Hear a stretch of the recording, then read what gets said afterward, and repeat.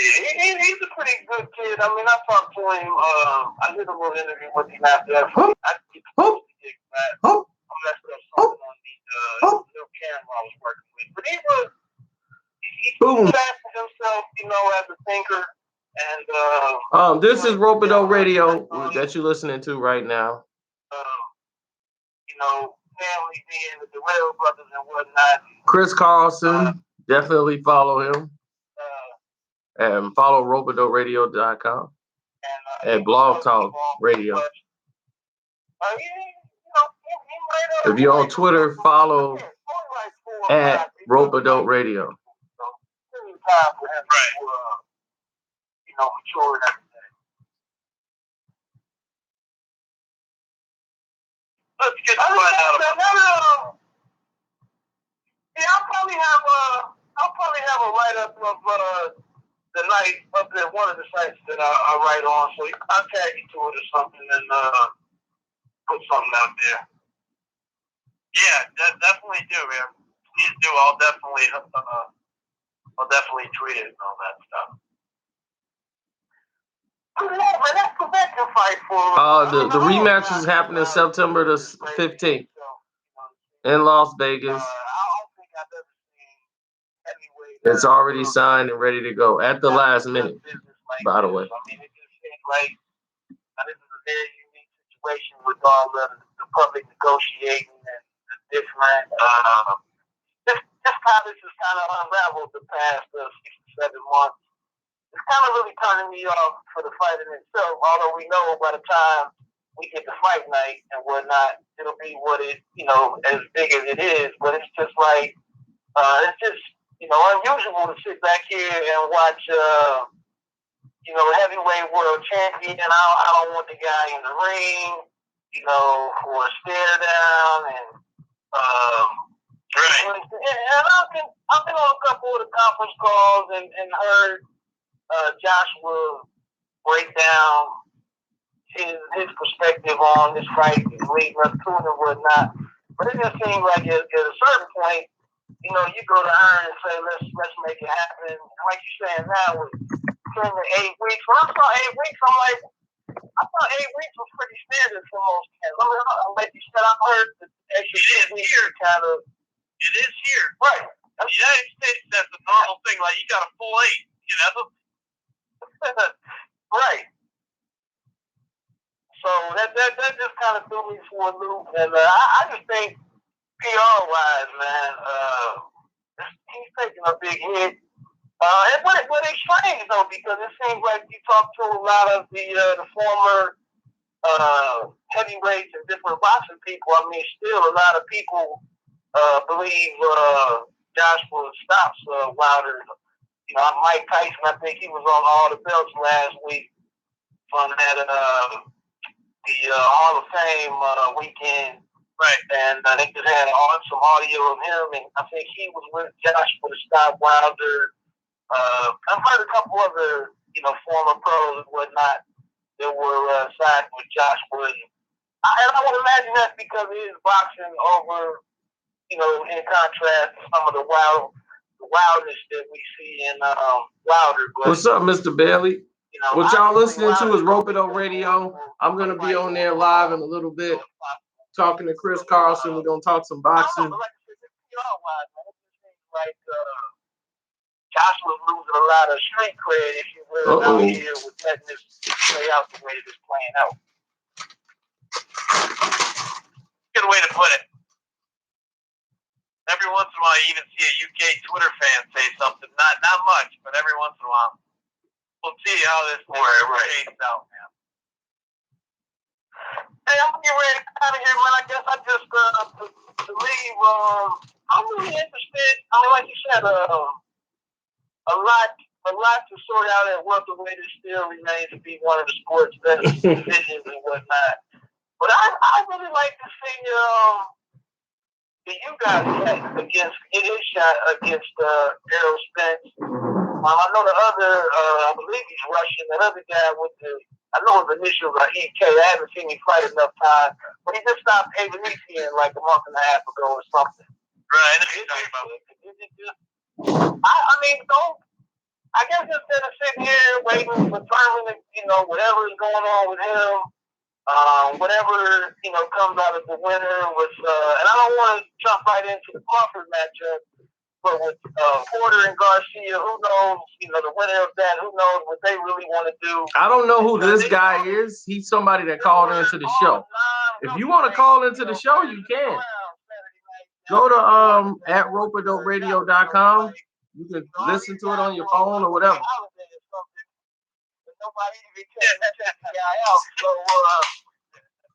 But I'm streaming this one live so you guys get to hear it. It just might not be anybody really standing there for this guy. So if somebody like you is too hot in the south, they didn't want to go down there. That's all it was. It was a little too hot. They just like Frank, you just saw the picture of Oscar. They want to fight Spence, right? Welterweight holiday. There must have been a couple of Redskins and Giants fans or something. They refused to go on Cowboy territory or something. But yeah, like I said it when Floyd walked away from the game. That some of these guys walked away from going to have to go out there and build their own businesses and kind of make their way. It's not getting that payday against Floyd. And so, if Spence wants to stay busy, like I said, I enjoy him fighting. No problem, Mr. Birdman Stunner 5. I agree. And it was nice to see Jerry Jones, even though, there's a couple of things that I don't necessarily like about him per se, but as far as business in that area, it's a good person to align yourself with. And Jerry had a couple one-liners. Tacos de Gilberto. He's like, "Get on right now." Man, Jose, shame on you. That shit was hilarious. I was like, this is good, man. You need Jerry talking stuff about Spence down in that area. I blocked you on screen feed? I don't think I did. I'll check and see if YouTube blocked you. And I am a Redskins fan, so I do kind of hate to give too much credit to Jerry. But I think Jerry Jones has been, ever since they opened that AT&T Stadium. I mean, he's been a heck of a businessman. What's up, Derek? Putting together attractions. You get the college football game in there at the beginning of the season. For some reason, Derek, your name is ringing a bell to me. You must have sent me something that got my attention, or said something we were talking about. He brought different attractions. Oh, they saw my '96 Bulls versus the 2018 Golden State Warriors debate. I believe it. They do watch our stuff, Mr. Davis. Don't go for an instance and think that they don't. They watch certain people. I'm somebody the NBA pays great attention to. I look forward to what they can put together down there. Yeah, I agree. I definitely agree. Well, you have yourself a good night, man. I appreciate you. It's good to hear your voice and whatnot. There you go. Now I know you, Derek Mallory. You've been sending me that video and talking about him for about 3 paragraphs. You're going to be on your shows probably. You're going to be with the manager. I tried to watch it, but I couldn't barely hear him. I'm seeing somebody else sitting in this crowd. I just wanted to know whether or not you were a fan of that show. But you haven't checked out the video? I haven't yet. I haven't checked it out yet, but I've been meaning to dive. That's Chris Carlson. He's the host of the show. I don't know what's wrong. Me, Chris, we all go back years, man. Back in our boxing days. That's when all the videos was boxing. boxing. 24/7. Writing and kind of just not doing a lot of cliche stuff. Some of the TV series that are out there and whatnot. But like I said, I know. Love the thumbnail. I just want to you to check it out tonight. Yeah, I gotta get on that this summer. That's for sure. All right, buddy. You have a good night, man. Yeah, thanks, Derek, for bringing that up. You as well, man. Appreciate it as always. Like I said, good hearing your voice on the air. We'll head out to Garcino, see what's going on with him. We are going to talk a variety of news, of course, and we will take a look even more into that Clarissa Shields and Hannah Gabrielle, right? Kind of interested in this fight coming up this weekend. Golden Boy has a card as well. Top prospect Virgil Ortiz is on that. That's that same Virgil Ortiz that is rumored to have knocked down the $50,000 watch on. But I just saw that video. That's why I'm bringing it up. I don't necessarily think the world of it or whatever that he can knock down the sparring and whatnot. But let's bring in Garcino for life at BoxingSocialist.com. What is going on, Garcino? How you doing, buddy? I'm doing great, Chris. I'm doing great. Speaking of good to hear your voice, it's good to hear your voice, sir. It's a little bit the time frame has been all kind of weird. It's actually kind of nice not to be doing a show at the wee hours of the morning. It's kind of nice that I actually got to do it, even though it was a day early that I got to start it. Yeah, Tuesdays are very rough for me. It's very fortunate that I am here. Just today was a day I got things done early, and just by happenstance, I would just happen to be here. So I was able to stream and do a whole lot of stuff. Cool, and definitely check that out on Garcino for Life, of course. Just a wide variety. I know I gotta double back and see some of these new videos that's out there. Where do you want to start? Do you want to start with some weekend stuff? Do you want to start with maybe talking about this Clarissa Shields fight or some of the news? Like I said, you know, Eddie Hearn going back and forth. It doesn't seem like this Wilder Joshua fight is going to be made. Just some other news that's out there. What do you think you want to talk about, man? Well, let's start with Joshua and Deontay Wilder. Let's start there, just to get that going. Now, here's what I've been told from the Hearns camp. They're working on 2-fight deal for next year. Everyone thinking they're going to fight this year. All the way until last year, they had this plan of stretching this fight out to 2019. Eddie Hearn thinks this fight will be worth way more money if they push it off another year. Here's the problem with that. They're saying each guy fight one more time before that, and then they can have a fight next year. They can set the dates up to have 2 fights next year between Anthony Joshua and Wilder. They just know that they can't really gamble with knowing what happened in Wilder's last fight when he got buzzed. There was a chance the fight could have been ruined there. Joshua didn't really look good in his last fight. So matching them up is the big problem, the situation right now. And everybody and the fans, they want to just see the fight right now. Like, why we got to wait? Let's get this thing going. Wilder wants to do the fight right now. He wants to do it tomorrow. Eddie Hearn is like, look, we're not doing any of these things until next year. This was always his plan. He told me this a year ago. This is like over a year now. Eddie Hearn has stuck to the same plan. Like, we're looking more like down the road, 2019. He was always thinking that way, 2019. And here we are talking about, well, we're going to get a September fight. I'm like, he's not going to fight in September. Not Eddie. Eddie's not going to do that. He's going to be looking to fight Povetkin or somebody else down the road before he fights Wilder. That he's going to get as much money out of it as possible. He's a promoter. That is his job. I know the fans can't stand it. They get angry, but they know it's more grass down the hill if we wait. The grass is going to get higher and higher. As long as we keep these two winning. The same thing with Mayweather and Pacquiao. Had they fought back in 2010 when we all was like, this is it. We got to make this fight now. And they had fought then. Both of them would have never made the amount of money they made when they did fight 5 years later. Now, we're not saying wait 5 years, but they know by next year this fight got to happen. Because they won't be able to sustain. Now, last week's fight. Definitely got to be next year. I want to also talk about Leo Santa Cruz fighting Abner Mares. That was a horrible strategy by Robert Garcia. Let's talk about that right now.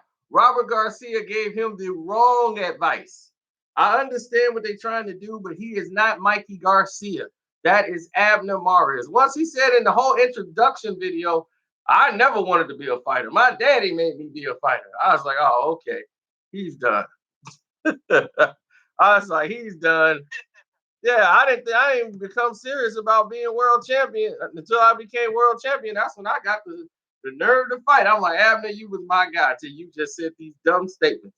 So now, now he's got the hunger. His best shot of beating Leo Santa Cruz was to fight the same way he did in the first fight. He had to come out the same way.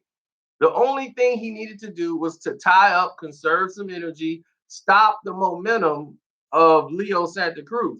But Abner's not a jabber. He's never been in his entire life. And this time he was focused on using the jab and trying to jab his way in.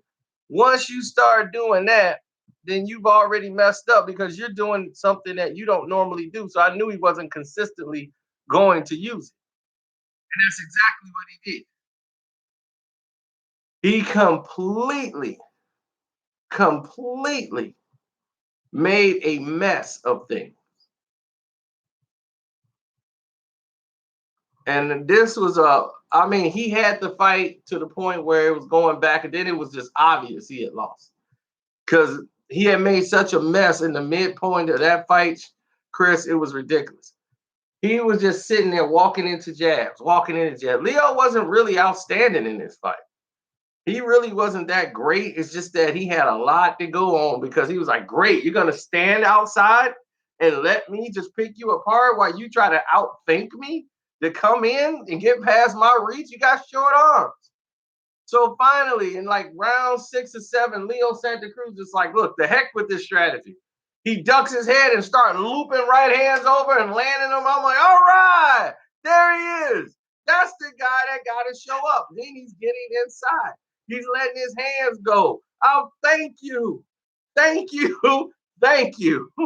Leo Santa Cruz has now got to think about something. Then he gets a cut from a headbutt because he's putting the pressure on him. And now he's got to think about it. So now he's like, wait a minute. Now I got to worry about this cut. The last time I got a cut was when I fought you again. So now you making the fight rough. Leo don't have an easy fight. But then he gets to the corner and they want him to go back to using the jab. I'm like, the jab is cool when it's time, but now you're getting in by just rushing and being wild. And you would conserve a lot more energy if you just tie it up. But it's that machismo that makes them go. But when Abner Mares is going to throw 2 punches when Leo's going to throw 3 or 4 and work off the jab. He's a very active, high-volume puncher fighter. So that's naturally, he's going to lose every time they fight. He wants to do a part 3. And I mean, no, 3 is not needed. This fight, 3 is not needed. We got 2. I'd rather seen, instead of the rematch, I'd rather seen him fight my man's that he's going to fight Gary Russell Jr. next. Gary Russell Jr. beat him in the amateurs, and he wants to avenge that loss. So I'd like to see that fight. It was a couple of times. Did he beat him a couple times in the amateurs? Yeah, I think he did. So I think that's a good fight. Yeah. I like that fight a lot. And the best fighting the best. That's what we need. We need to have everybody fighting each other and getting it on and mixing it up. That's what we need. Then, of course, it was the public execution by Terrence Crawford. That was just target practice. That was like a drunk guy stumbling out of the bar trying to bull rush a fighter. That just made no sense. I get my hands on you. Yeah, exactly. And it was like, will you get your hands on him? It was like a skilled boxer fighting a guy who just came out of the bar and wanted to brawl. I don't like your kind. Come here.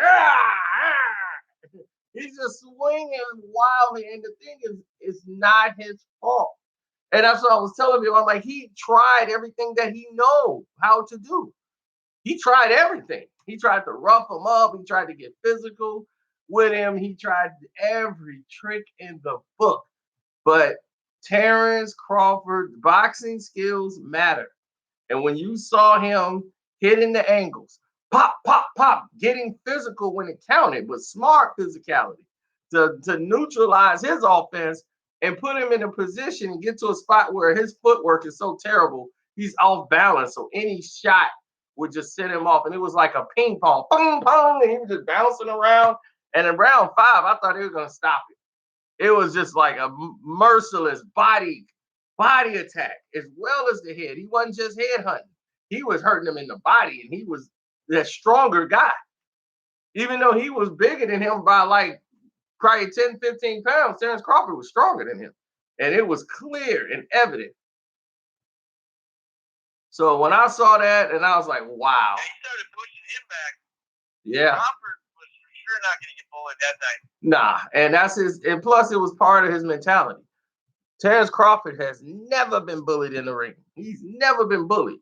He's never went against a guy that was going to bully him around the ring. He's got his inner dog that he can channel at any time.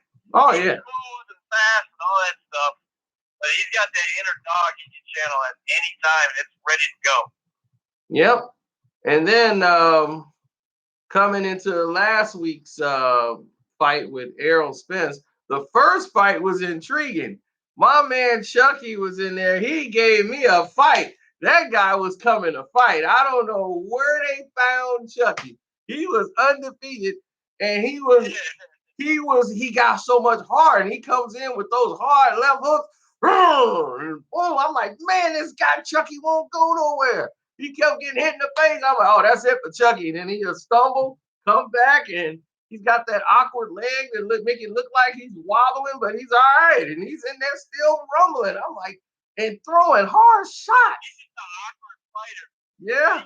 He didn't show a good effort, though. No doubt about it. Yeah, I know. I was screaming right at my television screen, and people the next door like, oh, God, I thought the NBA season was over. There he goes again. I'm screaming at the screen, let's go, Chucky! Oh, man. But it was so obvious and biased Showtime was to the other guy. You think Fortuna, yeah, it was. You think Fortuna just said, I'm good after those 2 weeks deducted and just kind of fell off the ring and said he got a whiplash concussion, or do you think there's something to it? I think he wanted out. I really do. I think he wanted out, and it was clear. Like a perfect moment. Yeah, it was, and that was a good thing to get out of that fight with Granados. I was like, that's a tough fight for anybody, and for a guy that's very heavy-handed but wild. And I think his neck was kind of messed up. He did kind of land awkward, so I don't really know, but I think he just said. I think he just said, I get paid if I say no. Yeah. Yeah, right. Or no. I don't think I could go. I'm gonna call that the Bernard Hopkins. I'm just gonna pull the Bernard Hopkins right now. That's called pulling a Bernard. I get to go home right now and not get hit no more, and I don't lose. Bet. All we gotta do is get on that stretcher. Yeah, I just get on that little white thing. I ain't even got to walk back to the locker room. Bet. You said you're going to carry me in a vehicle and give me a ride someplace. Wow, okay. Yeah, that's the Bernard Hopkins right there. He'd have done that first Chad Dawson fight. They were so mad at Bernard, they just snatched the belt from him. How did I lose? They were like, we just tired of you doing this. But the whole situation was Bioff 101 because getting pushed out of the ring a little bit with Bioff and then falling and faking with Bioff too. So the whole scenario was very B-Hop-esque. Oh yeah, B-Hop would have gave him a standing 10, but he's like, oh man, that's a standing ovation. That's my move. You've been watching me. He signed him the Golden Boy just based off that. Yeah, you can get the Golden Boy contract. If you sign him up, he know how to quit. When the chips is down, he know how to take a dive. I like that. Oh man. Then Errol Spence, man, against. I mean, I can't blame the other guy, but the IBF bumps this guy up to number 3 just so he could be the mandatory for Errol Spence. I've never seen a sanctioning body go out of their way to make sure they push somebody up that far just so they can be a mandatory. I'm like, normally they push somebody up so they can be the next contender, the next fight, not a mandatory. Like, hey, this your man. Nah, push him up. Now he's the mandatory. He's number 3 ranked in the new uncorrupt system. I was like, this is top 2 spots were vacant at the time. At the time they called it, the top 2 spots were vacant. Vacant. Then they filled them. It's like, well, what's going on here, dude? I don't understand. Why, I don't know. It's weird. And I was like, anyway, that was criminal for the moment it started. Then Chris, this what made it funny. When the fight started, they watch Showtime trying to make this guy seem like a very formidable opponent. And I said, this guy, I don't think this is too. Counterpuncher. Yeah, I mean, he's an elite counterpuncher all of a sudden. Yeah, and I'm like, what fight have you seen? I'm like, this moment, this is a stadium. He's never been in this kind of moment. I was like, this guy got in the ring and he was so like, I'm focused.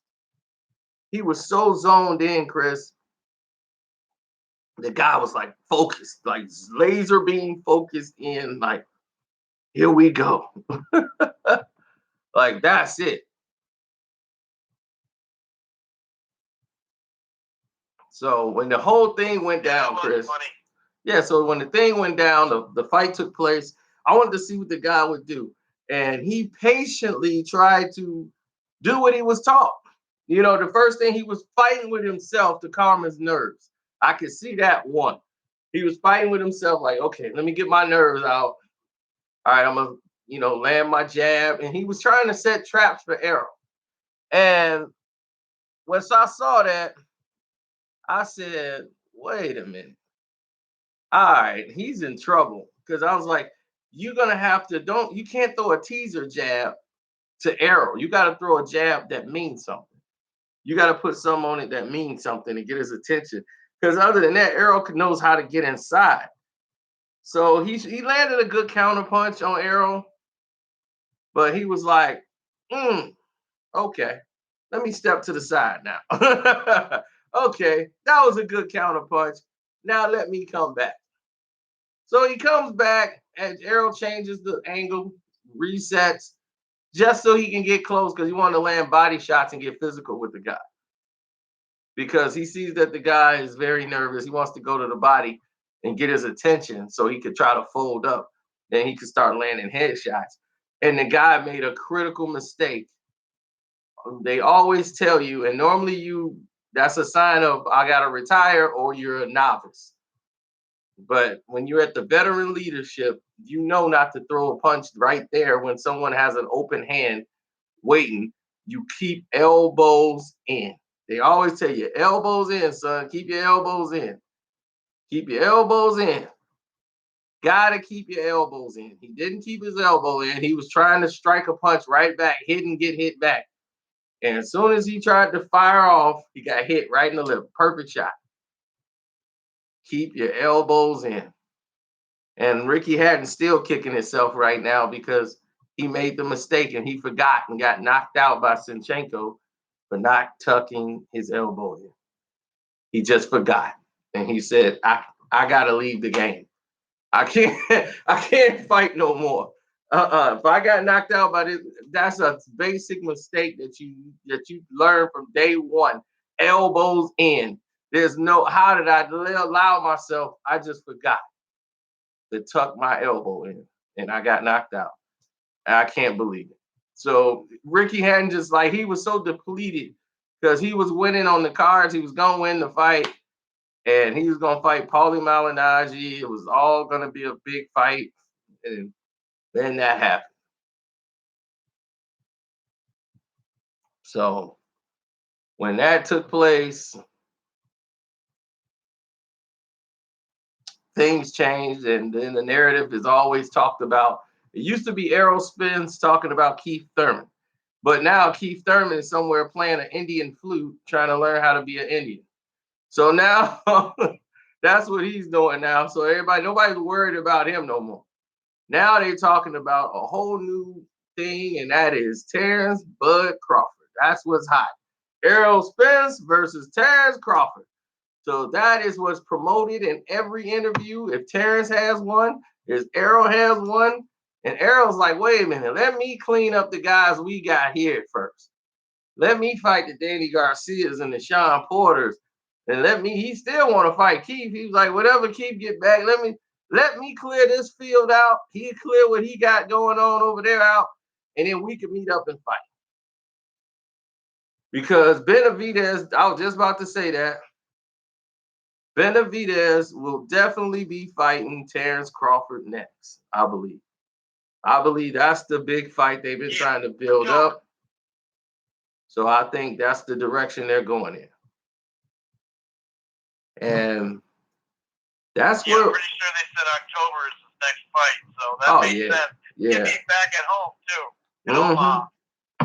And Benavidez is strong. So we'll see what happens there because he's a strong guy. He's tough. He ain't somebody that you can hit and he'll go away and fold up. He's going to fight you back. So he tried to punk Terrence Crawford before. And it's going to be on ESPN too. Arab's already said it's going to be on ESPN. He's not going to put it on ESPN Plus. Well, ESPN Plus, let's talk about that too. That turned out to be a disaster. One, from the commentary standpoint. Two, people were confused. Yeah. They've done so much advertising. They were, man. Yeah. Everybody thought it was on ESPN, dude. My phone was blowing up, Chris. From casual. Chris, my phone was blowing up. I wish Rope-A-Dope Radio did a show that night. My phone was blowing up. Right?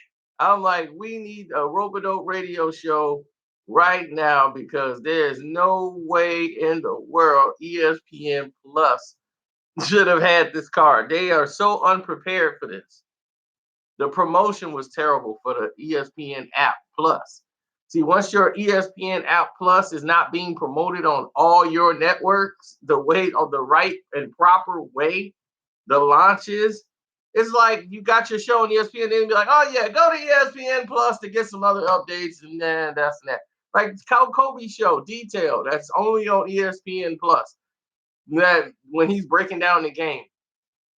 When he's doing that, do you understand that when they're doing that, they never really told you at first what the show was about? When they were trying to lead up to it, it was Kobe Bryant gives you details and insight. It's coming up. I'm like, what's coming up? What's happening? Next thing you know, they do another one come up. Then they talk about Kobe's going to be talking about sports and other things. It was like 4 or 5 episodes before people start really telling you what the show was about. And then even then, once the season's over, people really was like, yeah, okay, I'll listen to it later. But there's no real promotion for that show, for Kobe's show on ESPN or the app. So that's why I'm like, look, nobody's going to run out to go buy the app just because there's a fight. I'm like, people are going to be ticked off because the actual casual person who wants to go see the fight, they're thinking it's on ESPN. That's how poorly this thing was communicated. So they're like, oh, check it out. They're like, all right, it's gonna be on ESPN. So they're turning on ESPN. They're like, wait a minute, my phone's blowing up. Hey man, where's the fight? I've been watching ESPN. What time is it coming on? I'm like, no, it's coming on the app, ESPN. Ah, they're gonna try to make me download the app. Yeah. They might as well have sold it like a pay-per-view instead of the $5 pay-per-view. You know what I mean? Because then at least people would have been I know what to do now. You know? Exactly. People would have known what to do. Next thing you know, I get another text message. Man, they want me to buy it. I thought this was free. ESPN want me to buy this app. Hey, dude, does it work if I already got cable and I pay for ESPN? I'm like, I don't know. I doubt it. Right. Nope. Yeah, and you're like, nope. Yeah, I'm like, I doubt it, man. And now it doesn't have like smartphone to smartphone stuff either. You can't get the app and put it right to your smartphone.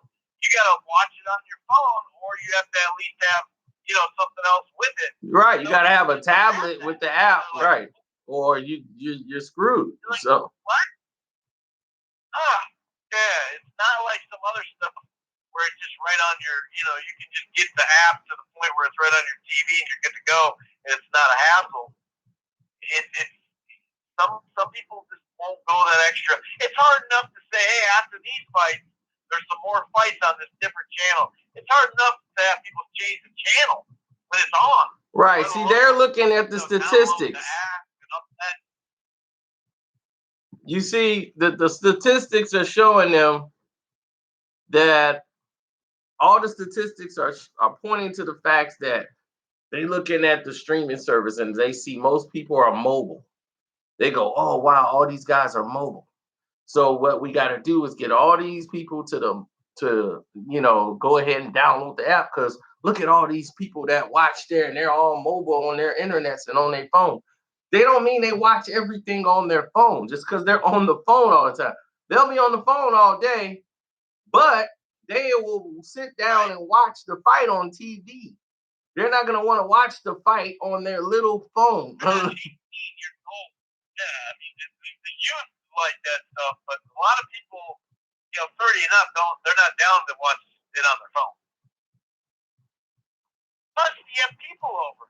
Like, even put it on the computer, it's like, okay, you got a bunch of people over, but what, are you going to sit down and crowd around your phone? Like, you might as well ain't go inside. You might just stay outside, It's a different vibe. Did they ever give us the numbers to the Crawford fight? Like what it do on the app? Nope. Never got it. Bob just says they're happy. Which normally means we're not happy. That's why the next one's gonna be on ESPN.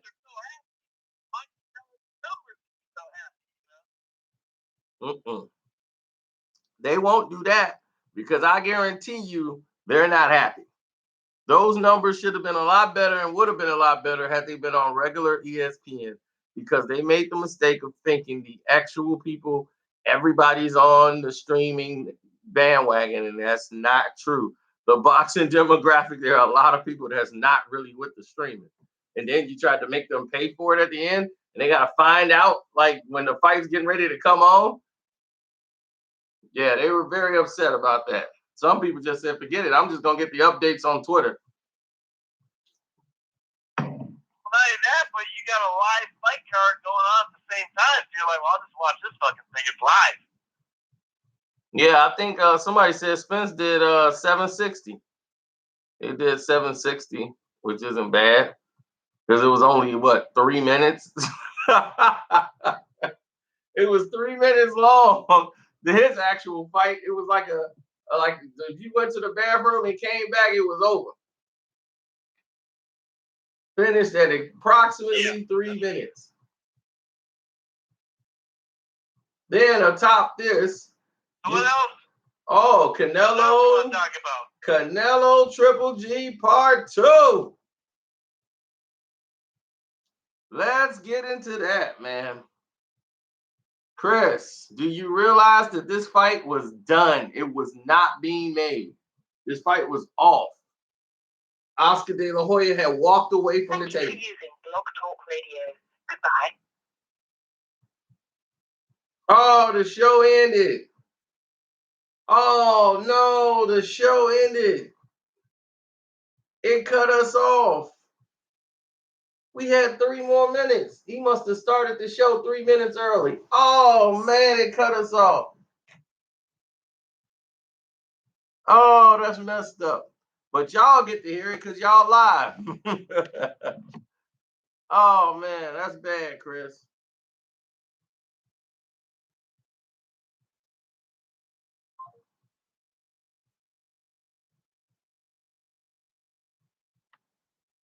Oh, that's bad. I just told him.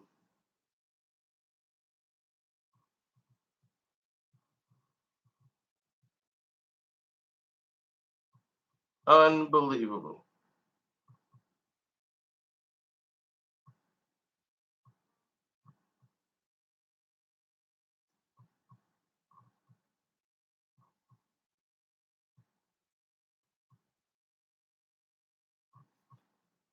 Yeah, but anyway, this fight almost did not happen. Danny Jacobs and Canelo was going to fight on September the 15th. They had already was working out a deal with HBO, or HBO approved. If you don't fight Triple G, you better fight Danny Jacobs. That's the only other fight we'll take. Unless you bring Floyd Mayweather out of retirement, that's the only other fight they were going to take with Canelo if he didn't do Triple G at the next fight, if they couldn't come to an agreement on terms. So they were like, look, we're going to try a Hail Mary because Oscar was done. Oscar's like, that's it. We're going into full negotiations with Danny Jacobs because his people said, let's get this going. Hey, that's it. Let's go. So next thing you know, the whole thing kicks off, and they had this big promotion where Oscar De La Hoya was on the phone finna call Danny Jacobs people. And before that even happened, you know, what's his name? His sidekick. Keep forgetting this guy's name. And I know his game. Top guys. Oh gosh. How could I forget Oscar's main guy? Eric Gomez. Eric Top Guys Gomez. Eric Top Guys Gomez come in and goes, hold on, wait a minute. These guys are 2 top guys, right? And they always fight because they the top guys. They always beat the top guys. So all the top guys get to fight each other because they're top guys. So I make a deal because Triple G's a top guy, Canelo a top guy. So we got to get the top guys, to fight to see who's the top guy. So we got Eric Top Guy Gomez definitely putting the top guys back together so that they can top guys it out. And that be that. So the fight is on. They took it. It was a Hail Mary deal. And here we go. We got the fight. My thing is this. Why are they trying so hard? So hard.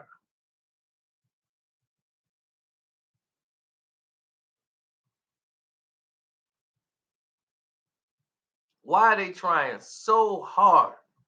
And I mean it, so hard to renegotiate a fight you already had agreed to back in May. Why is it so hard to make the same exact fight for September? Always trying to squeeze the extra dollar. The K2 people are just that way.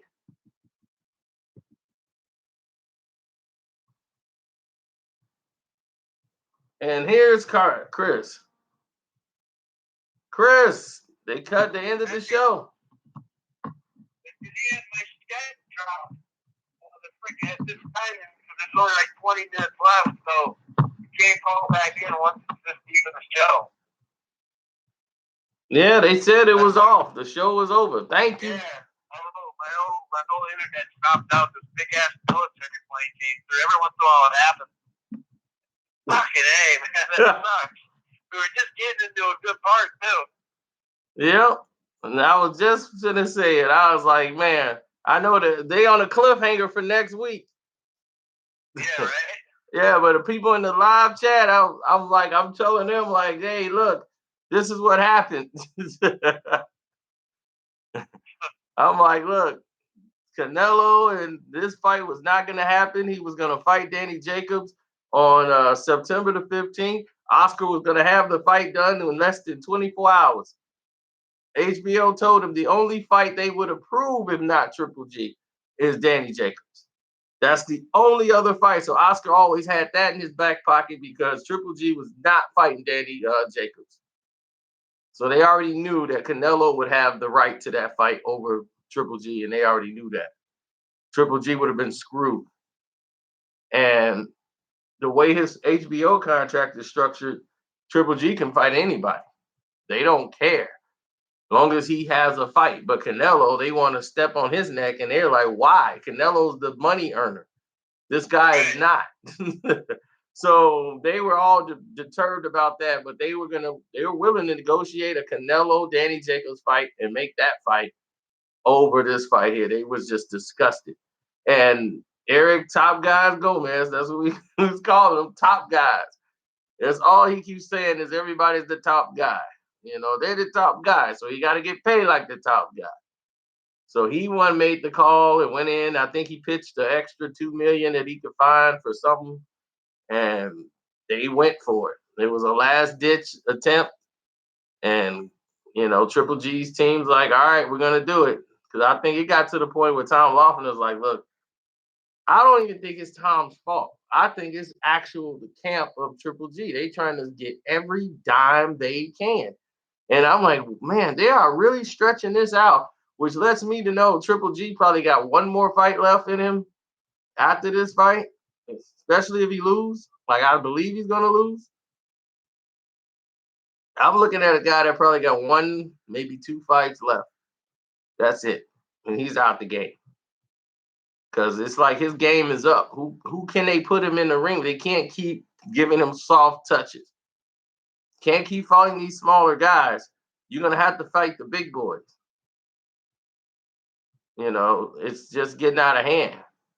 He's got to fight people his own size now, and we got to see what he's made of. But they're really trying to push this. He's got to break Bernard Hopkins' title defense streak. Yeah, and I'm like, how's he gonna break it? He just had a draw in his last fight. I was like, how is this still a streak? He just had a draw. So that wasn't a successful defense. So he's always going to have an asterisk by it. Yeah, that's true, because it shouldn't be tied with it then. Because, no. That's right. He tied it with his last one. Yeah. Well, not before this one, but with Canelo. So the streak should have been broken, because he really lost that fight. But I knew they was going to call that fight a draw.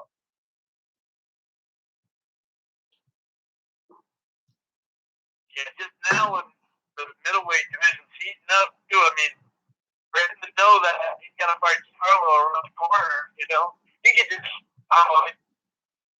it's like pre-sleep. It's almost like a ghost. Like, what? Like, I don't want to fight Charlo. He needs to build his name up and all that shit. They'll fight Wade like it's going out of style. It's like, oh, okay. So yeah, see, the thing is about Charlo is he's young, he's athletic. I think Triple G beats him. Like, I think he just got to go through more hell. Right, it's a tough ass fight. Yeah, because it'll be tough because he's young, he never lost, he's energetic, he's gonna bring it. But the thing is, I think Triple G, his will will break. I think he'll break Jamal. So I think around 3 or 4 rounds, Jamal would break. It's just more of a going through the process with him than fighting a guy that you can pretty much get out of there. That other guy, Danchenko or whatever, he's not fighting him. Let's get that out the way right now. Triple G don't want no parts of him. And now it sounds like Jacobs and Danchenko are going to fight that IBF belt. Well, if that's the case, good night, Jacobs. It was nice knowing you. That guy there is nothing to play with. They don't want no parts of him.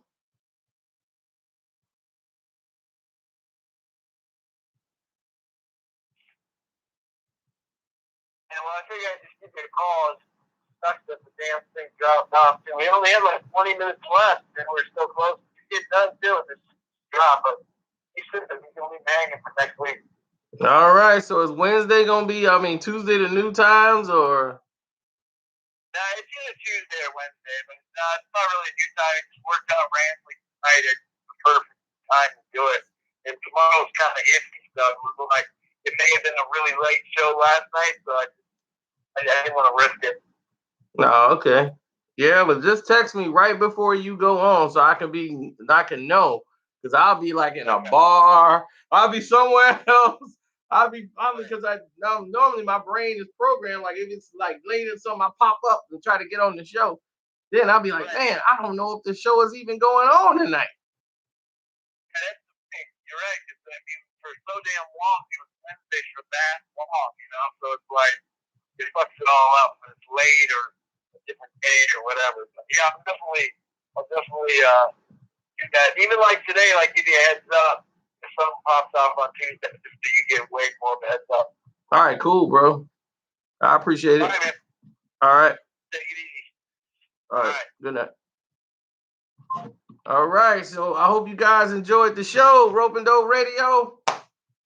We normally used to do this every Wednesday, but now because of his job, Chris Carlson now, who broadcasts sports over in Minnesota, he actually bartends over there in Minnesota. If you want to go over there and say hi to him. And we sit back and talk boxing. And the thing is, you can call too and get on his show and talk to him. Go to Blog Talk Radio and look up Rope and Dope Radio Show. We have interviewed Floyd on there. We got, who else we got? We had Floyd Mayweather. We had Bob Arum, Danny Jacobs. We've had some of everybody on that show throughout the years. Throughout the years, there's been countless people on that show. At one time, that show was like number 2. Like, here's the ranking system. It was like number 1 was this show. We were like at number 2 at one point.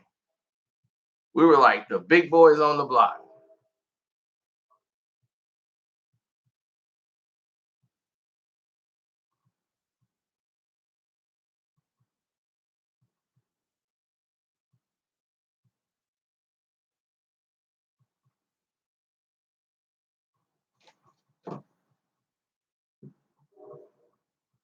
So that's the deal. I was gonna make another video, but this ended up happening. So I'm glad I made this video. So any other boxing questions you guys want to ask me, go right ahead and ask me.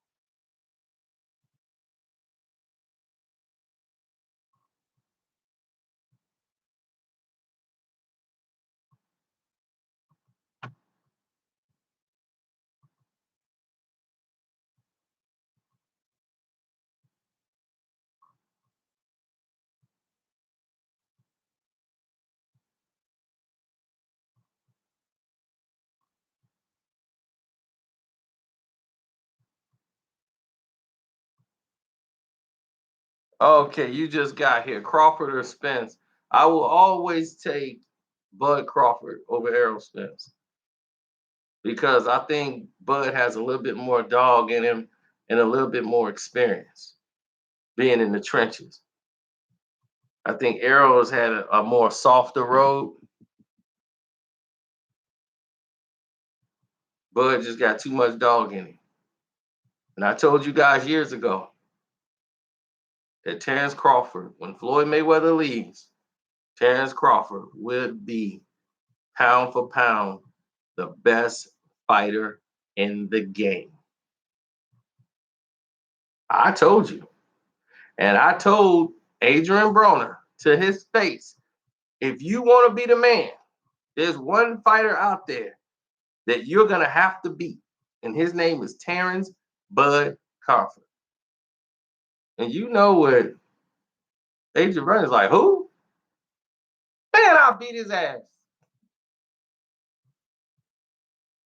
He ain't got none on me. Man, I'll whoop his ass just like the rest of them. Tell him he ain't got nothing on me. I'm young, I'm flying, flashy. I'm undefeated, baby.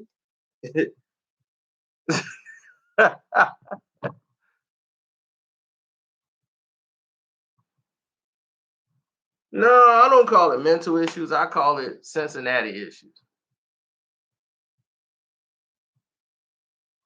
Absolutely. Right in his face. I believe I still got the photograph in which I told him. He did a plug for us and everything. Told him, you're going to have to beat him.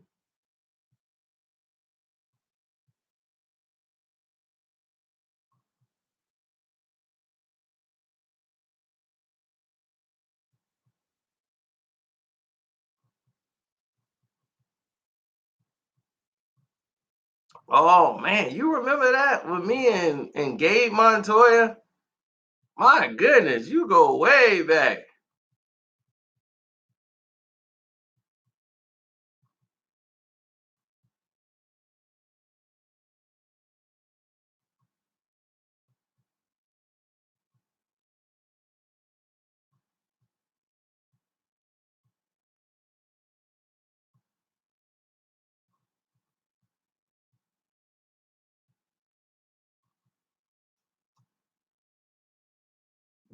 Broner just got lazy. I think it's not just lazy, it's the lifestyle change. It's easy to fight when you ain't got nothing. You know, it's easy to go out and grind when you ain't got nothing. But when you rich and you got all this money and all this stuff, now you like, you ain't gonna run that mile the same way you used to run that mile.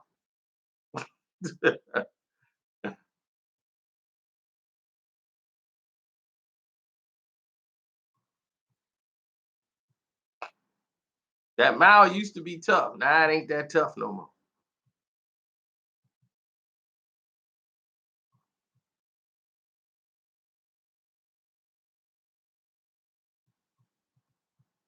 So I think it's the comfort. It's the comfort more than anything that get people more than just lazy. It's just the comfort. Some people can't deal with it. Floyd was able to deal with it.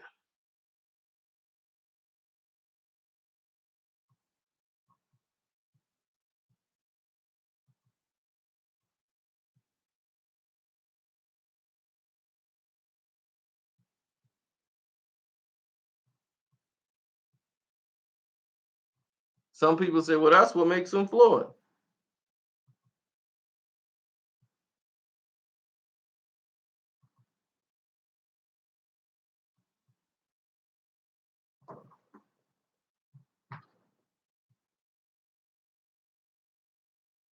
Like Hagler said, you're not gonna feel like running when you're wearing silk drawers.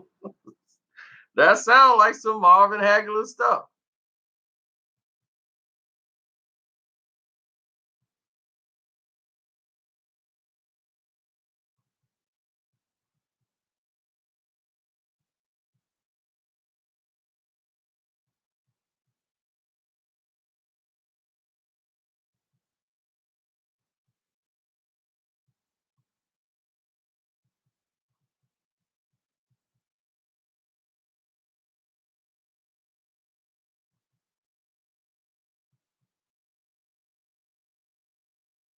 Who did I fight? Method Man? Method, man. No, I'm just kidding. I ain't fighting no man.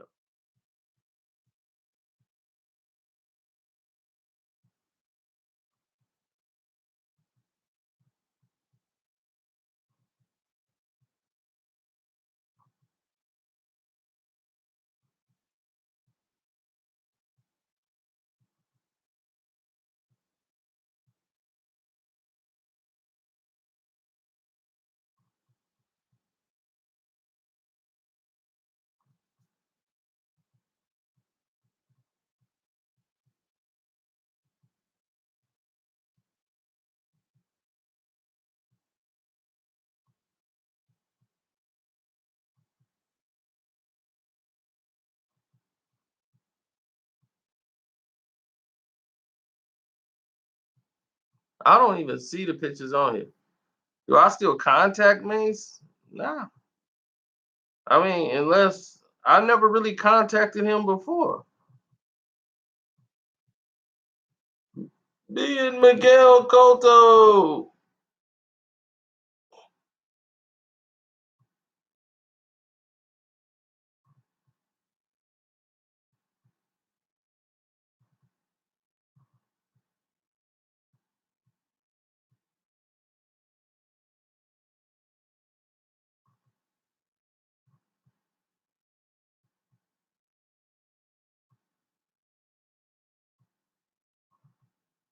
I'm gonna make this my back picture. My what's that? My cover photo.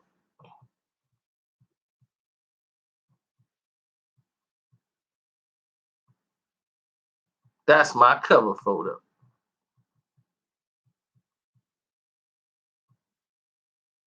Why would I, sir? Why would I?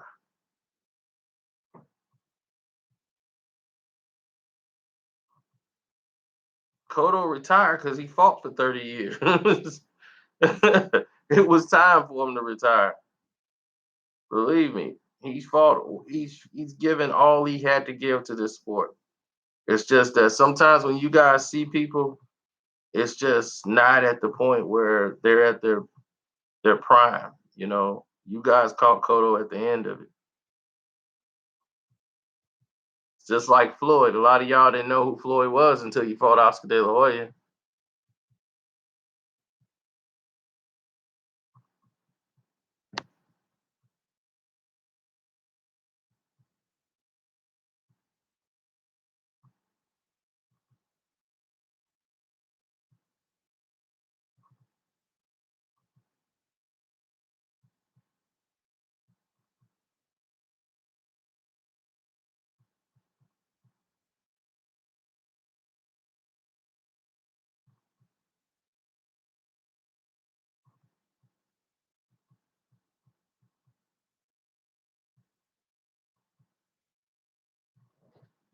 Who's in the middle? The boss, the Don.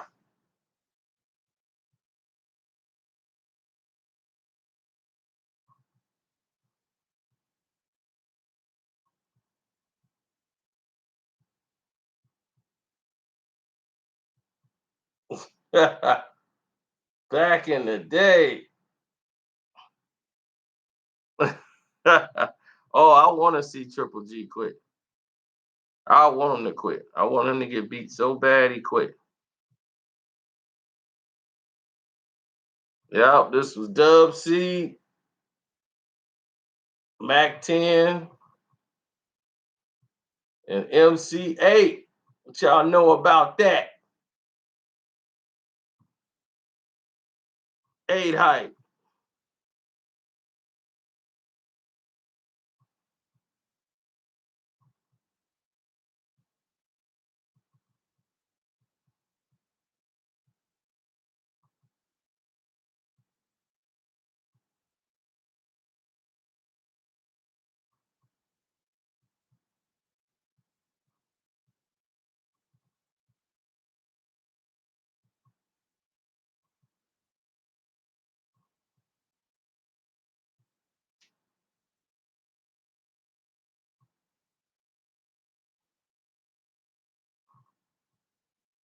Wait a minute. Now, what has happened here? Where are my photos?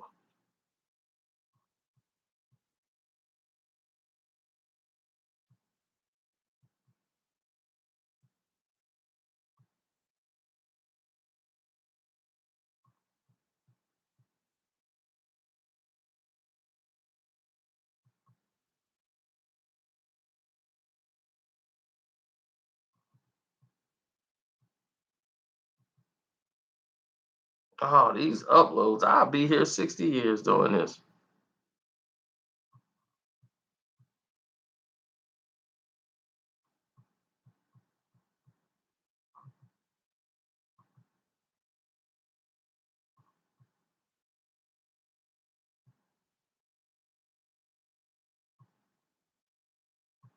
The ultimate clout lord. Well, the photograph is somewhere. It's just not in here. Like I thought it would be.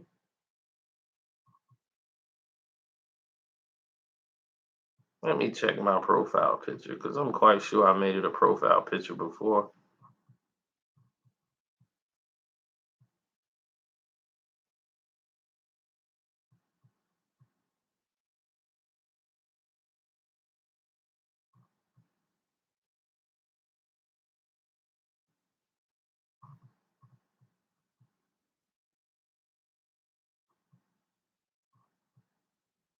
But we'll do this again.